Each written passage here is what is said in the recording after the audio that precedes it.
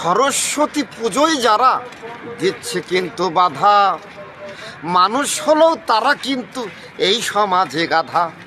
কি ঠিক বলছি তো বাবা? সরস্বতী তিনি হচ্ছেন একটা দেবী।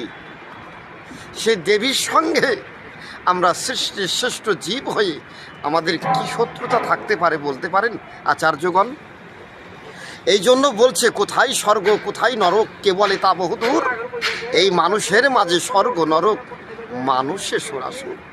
আমি মানুষ হয়ে একটা মাটির মূর্তির সঙ্গে শত্রুতা দেখাচ্ছি, এটা কি ঠিক বলুন তো আচার্যগণ?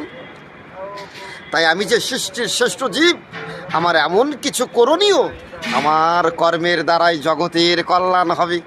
আর আমি মাটির মূর্তি ভেঙে দিচ্ছি, নিজেকে একটা বড় বাদশা ভাবছি, এটা কখনো শোভনীয় নয়।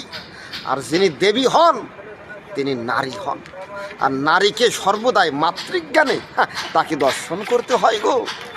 তিনি মা, তিনি জগৎ জননী, তিনি বিশ্ব প্রসবনী। এই অনন্ত মহাবিশ্বের সকল জীবী তিনি হতে সৃষ্টি হয়েছে গো। তাই তাকে শ্রদ্ধা করো, ভক্তি করো। আমি তো রাব কথা বলতে পারি না, আমার দ্বারা যদি আপনাকে পবিত্রতা জাগ্রত হয়, জয় হরিবল, জয় বাবা, জয় পাগল দাও।